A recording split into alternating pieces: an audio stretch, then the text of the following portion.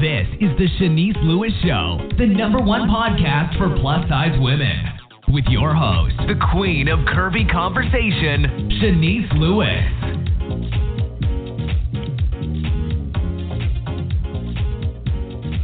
Welcome to the show. I'm your host, Shanice Lewis. Today is Monday, November 11th, 2019.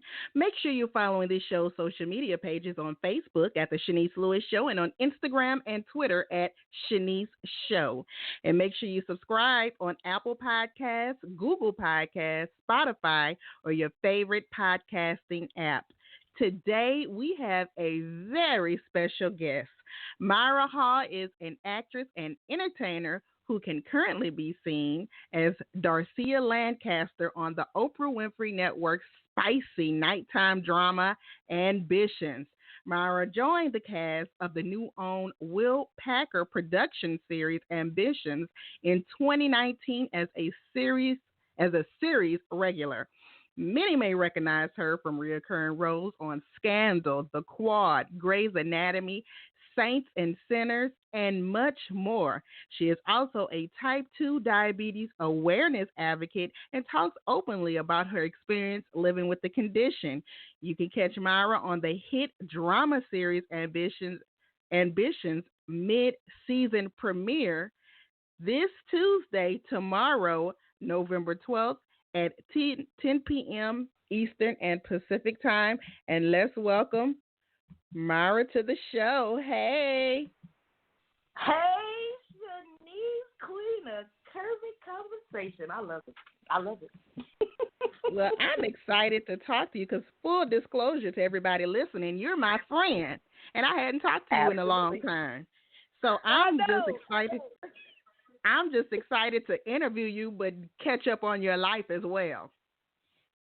Absolutely. It's such a pleasure being on your show. I've watched your journey, and I'm so proud of you. You've always been an amazing woman, an amazing advocate for plus-size, curvy, fluffy girls like myself. So it's just an awesome experience to talk to you again and to catch up. Yes, well, thank you for that, and you're doing the thing too. But let's start from the beginning of your journey. Those listening might not know your journey. So you are from Detroit, Michigan, and you were a high school band teacher. So initially, music was going to be your lifelong career, right? Yes, music was going to be my lifelong career. I had the awesome pleasure of starting as a high school, middle school, and college band director in Detroit. And also in Mississippi, I was the assistant director of bands at Alcorn State University. And that was my absolute passion. I loved my students. I love teaching. I still teach to this day. I actually teach private lessons here in Atlanta. And it just was an amazing experience. I had the time of my life teaching in Detroit. I was the band director at Ann Arbor Trail Middle School and also at Henry Ford High School in Detroit, Michigan. And those students are still an integral part of my life, and they are the reason why I'm so successful today, because all of the life skills that I taught them, I live by myself. So, started off in the D. So when did you move from Detroit to Los Angeles to pursue a career in acting, and was that a difficult transition for you? So I was a band director in Detroit, and unfortunately in 2006, all of the music teachers that were hired after 2002 were laid off. And after I was laid off as a teacher in Michigan, I went back to grad school to finish working on my doctoral degree in clarinet performance. And I just lost my passion for music altogether. And a big experience happened where I failed my doctoral qualifying examinations, where that's where you keep continuing through your terminal degree program. And I failed all of the courses, all of the tests. And I thought it was a sign from God, like, okay, God, you don't want me to do this. Let me figure out what I need to do. So when that happened, I started taking acting classes at the school that I was at, the University of Southern Mississippi, and fell in love with acting, fell at home, and I started being around a group of college thespians that were in the theater department, the black theater students in the theater department. And we did this showcase, and I fell in love with the kids, the students that were there, and my peers that were there, and they encouraged me to audition for one of the main stage plays there that the theater department was having, which was Blood Wedding by Federico Garcia Lorca. And I auditioned for it and got a role in one of the main characters. And from there, I was like, okay, this just doesn't happen. I don't have any training, and I'm in this play with these trained actors. And from there, I started auditioning for reality shows, and I auditioned for The Biggest Loser and also another show called Monique's Fat Chance that was on Oxygen. And I got to the top of the list. Like, it was between me and another person for both of the shows. And I was like, okay, this is a sign. And so from there, I said, okay, I want to move to New York or L.A. Went to New York, saw The Color Purple on Broadway, changed my life.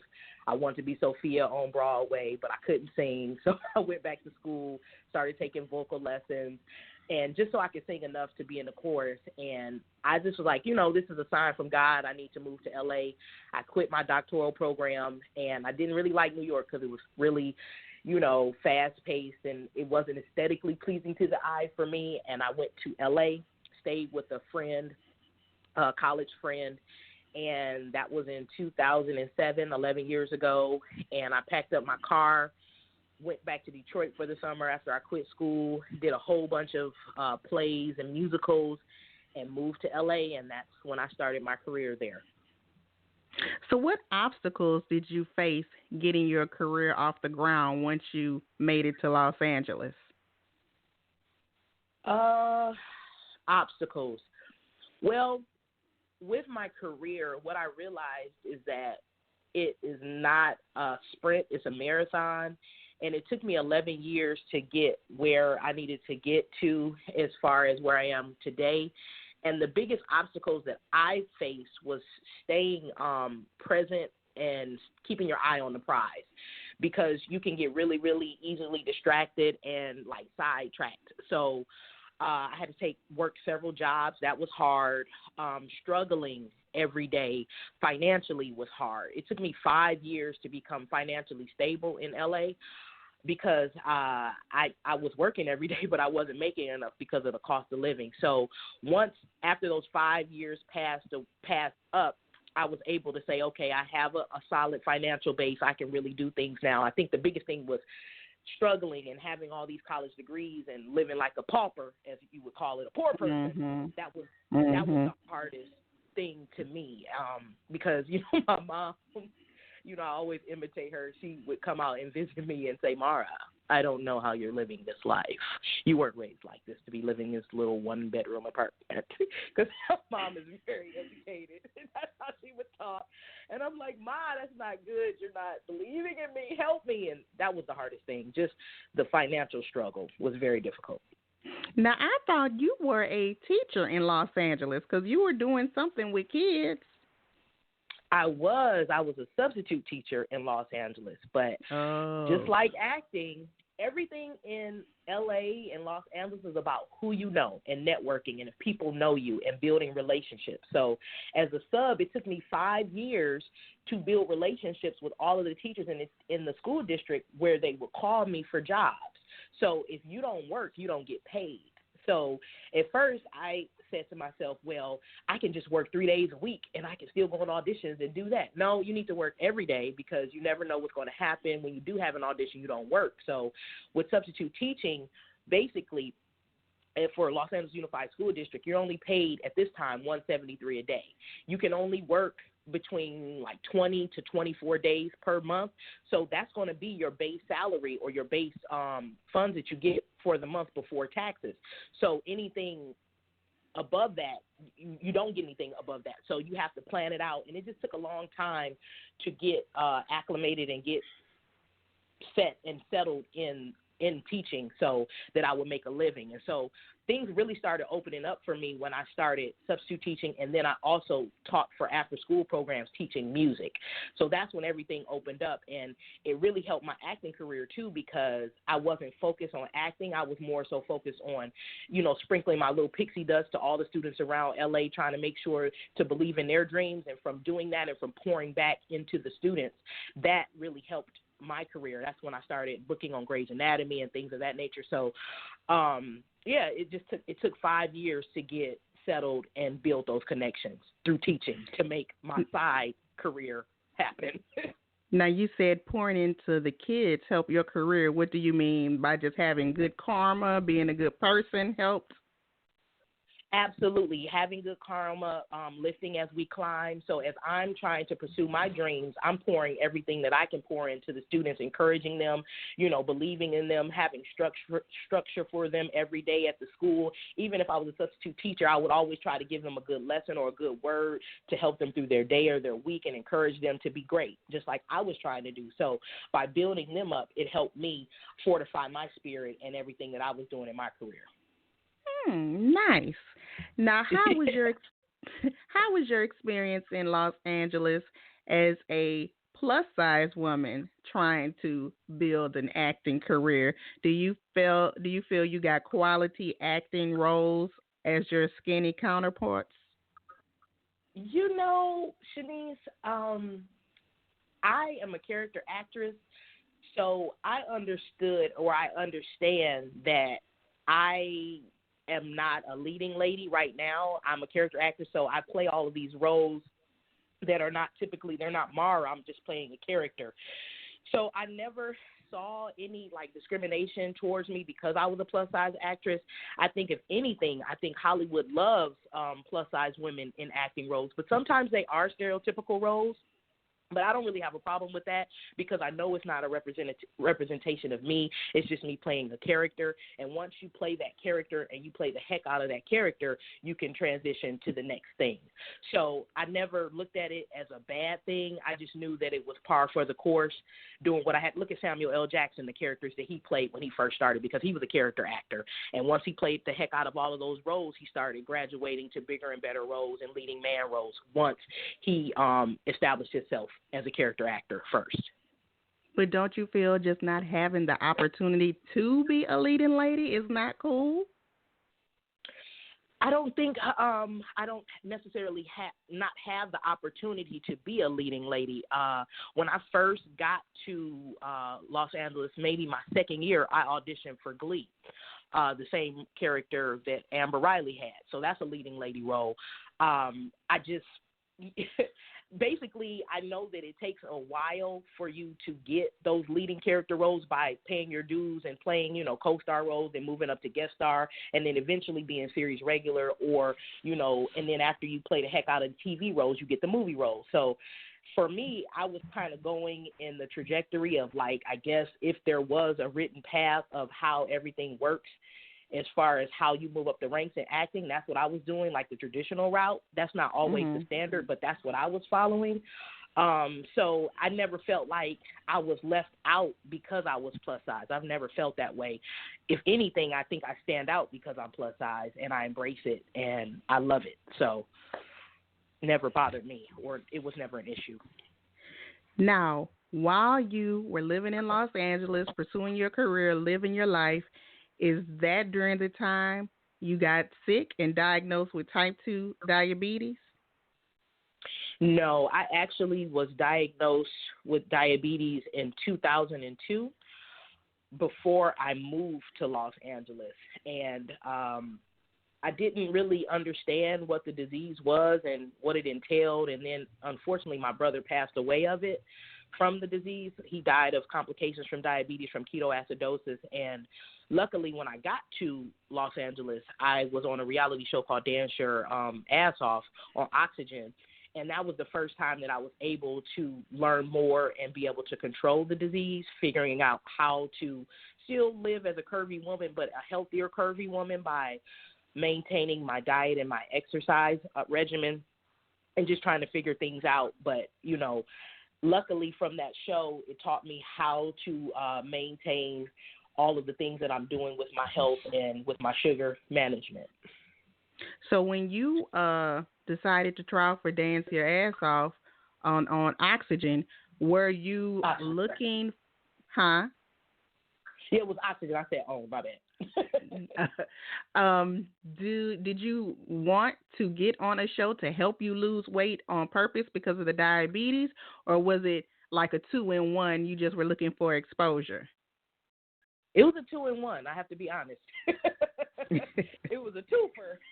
I can't, I have to be, I'm a very transparent person. So, no, it was a twofer, one for exposure. And honestly, being on Dance Your Ass Off, that was the catalyst that, helped my career. It was the first, because I was on that show, I got my manager, and then I booked my first TV gig, all because of that show. So it was definitely me trying to get healthy and also trying to gain TV exposure, which it worked. So I'm happy about it. Yeah, that's half of the battle is being seen. Absolutely. Now, why did you move to Atlanta, and how was that transition? Well, I moved to Atlanta because I booked a job as a series regular on the Oprah Winfrey Network's new show, Ambitions, and they relocated me to Atlanta, Georgia. Oh, they relocated you? They paid for stuff for you to move? Yes, ma'am. Yes, ma'am. Hallelujah. Won't he will. Thank you, Father God. So your Los Angeles agent got you that audition, and you auditioned for that in Los Angeles, or did you have to go to Atlanta to audition? Okay, so here's the story, or here's the deal. I don't have a Los Angeles agent anymore. My agent is BYSB Talent in Atlanta, Georgia. Shout out to Tay and Chris, my wonderful talent agents. They are amazing. They are the reason why I'm on Ambitions. They got me the audition. And what happened is that the casting director for Ambitions is also the casting director for two other shows that I was on in Atlanta called The Quad on BET and also Saints and Sinners on Bounce TV. And when I was on The Quad and on Saints and Sinners, I was in Atlanta local hire, so usually I would have to fly myself out to work in Atlanta for those jobs. Well, George Pierre, who is a Southeastern casting director in this area, he's very popular and he's an amazing man, an amazing casting director, remembered how much I dedicated myself to doing that and how I never complained. And so this job came up for Ambitions for a series regular. He knew what I could do, and they submitted me for the job. I went in to audition, where the auditions were actually in Los Angeles. George came to LA to audition everyone, and I was in there with really, really, really big name actors, very popular reality stars, and I did very well and got a callback or chemistry read with Brian White, and I booked the role. Yes. Nice. So now you're still living in Atlanta permanently? I am living in Atlanta permanently. At the same time that I booked this job, I was also pregnant with my daughter, who's 10 months now. And the Oprah Winfrey Network and Will Packer Productions were so gracious in letting me have my child here. And initially I was scheduled to play another role on the cast, but because I was pregnant, they wrote another role for me and were gracious enough to think of me and let me live out my dream, let me live out loud and have my child and still pursue my dreams and live my dream job as playing Darcia Lancaster on Ambitions. Wow, that's a blessing. Girl. Oh, it's truly a blessing. Truly a blessing because, you know, you're always afraid, like, do I have kids? What do I do? And they were so gracious and so wonderful to me to let me be able to live my dream out loud and let me and move me here and still, like, be supportive of everything that I'm doing. So I'm so grateful for the Oprah Winfrey Network and for Will Packer Productions and for Lionsgate. They have been just amazing, wonderful people. So how are you balancing motherhood and your career?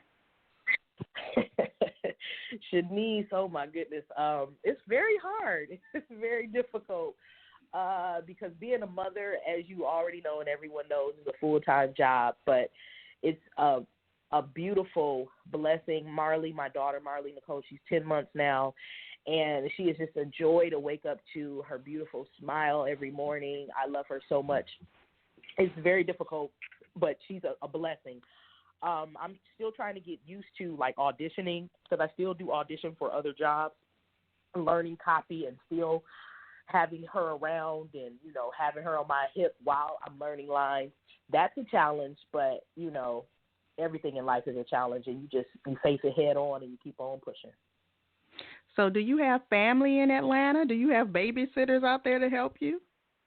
I do have family, but they live far in Atlanta. I live like in Powder Springs, which is in Cobb County, and I have an aunt that's here. She lives in Covington, which is like an hour away.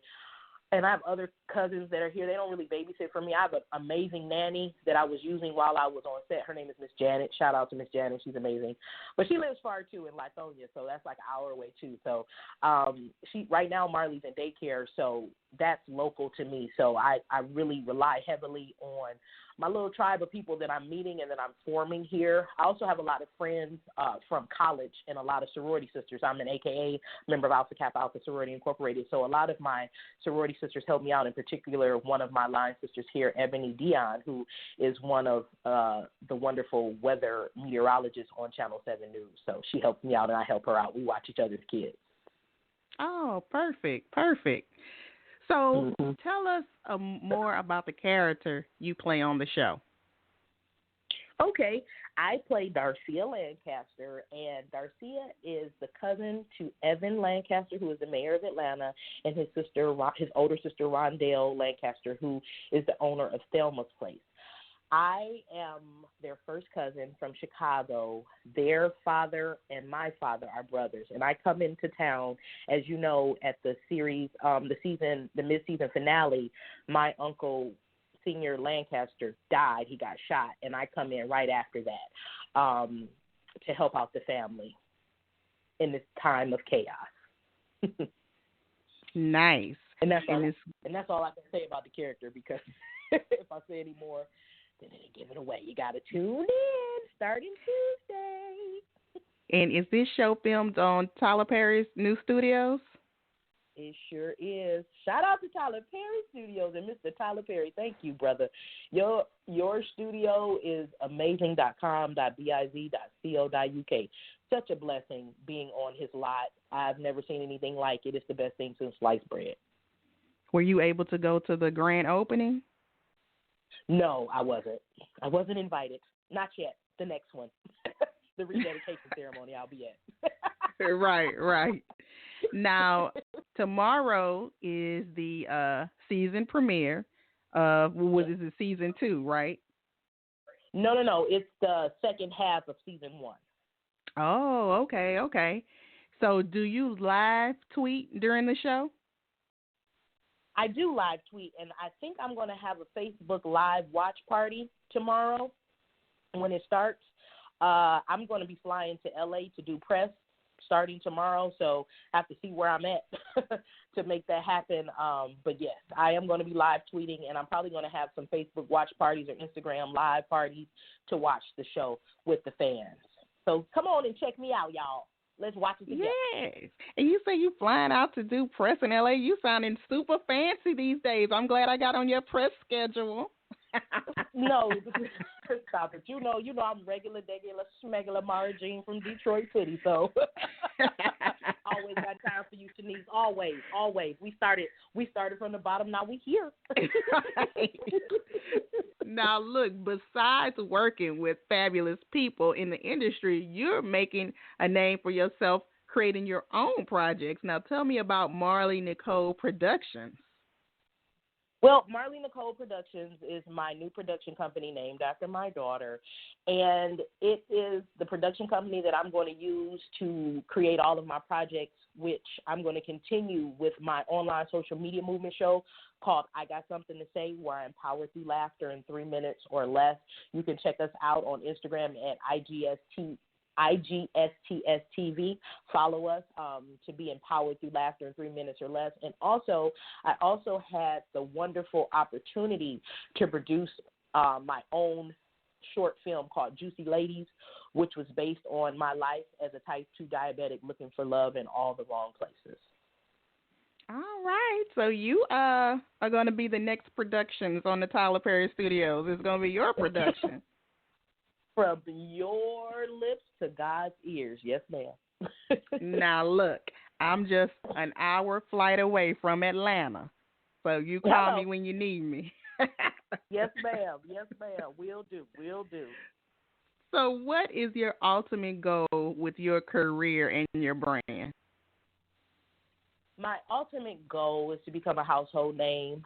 I usually get cast for serious roles, which I love and I'm very grateful for, but I'm a comedic actress. I love comedy, and I would love to do physical comedy. I love Melissa McCarthy. I call myself the Black Melissa McCarthy. I can't wait to share with the world how funny I am and just let the world know and empower them through laughter on the big screen and in a worldwide view or global view.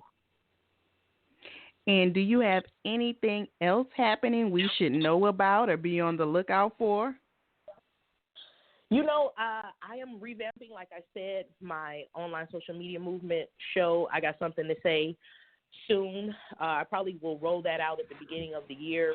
I also will have Juicy Ladies. We'll be having screenings around the country and in local Atlanta and different markets that I'm familiar with to screen the movie and to just build awareness to diabetes. And I just finished filming a feature film called Collection, starring Alex Pettyfer in Birmingham, Alabama. They're still filming it now, so that will be the next project that I have coming out. And then you can check me out, not this Tuesday. I know it is the mid-season premiere of the first season of Ambitions, but I will be on next week on the 19th. That's when I make my premiere on the show. Got it. So tell us your official website and all of your social media pages. Okay, you can follow me. You can check out my website, www.marahall.com. That's www.marahall.com. You can follow me on Instagram and Twitter at Mara_Hall. And you can follow me on Facebook at Mara.Hall. And also follow my online social media movement show, I Got Something to Say, on Instagram at IGSTSTV. And so tomorrow, Tuesday, November the 12th, you're going to be doing a Facebook Live? Yes, Facebook Live and probably either Facebook Live or Instagram Live starting tomorrow. All right. Well, we will be on the lookout for that. And I am so proud of you. You are doing your thing in Atlanta, and I just love seeing your brand grow and your career grow. I'm so excited. Thank you, Shanice. I've known you since I first moved to LA. I remember you were friends with Oliver Thompson, who was my first roommate, and that's how I met you. I think that was the first time. I don't know who Oliver Thompson is. You do if you saw him, you would know him. That was a long time ago, though. I don't remember. He was in the scene with the gangster lean at the beginning, and then he faded on out. So if you saw him, you would know him. Not by name, but you would know him by face. You like, I don't know him. Hilarious. I love it. But also to the listeners that have been following for a long time, Mara was at Love Your Body Day, too. You performed at Love Your Body Day the year that Lisa Ann Walter was our celebrity host. Yes, because she's the creator of Dance Your Ass Off, and me, Pinky, and also Shayla were there. That was an amazing experience. We had a good time. Like, we've been rocking a long time, Shanice, so I'm proud of you, too. Any way that I can help promote your brand or do whatever you need me to do to collaborate with you, just let me know. I am here for you, sister. Yes, likewise. Well, I'm going to be looking for your Facebook Live and your tweets and everything, and I'll be looking for you on Ambition on the OWN network. Yes, ma'am. Thank you so much, Shanice, for having me. And all the listeners out there, y'all be good to each other.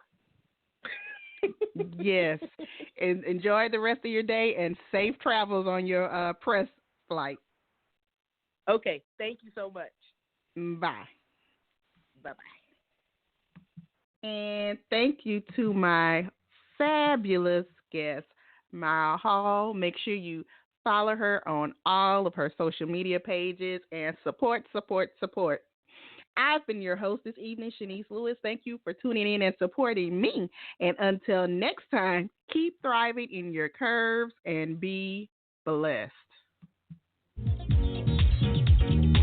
You've been listening to The Shanice Lewis Show. For more info about the show, visit ShaniceLewisShow.com.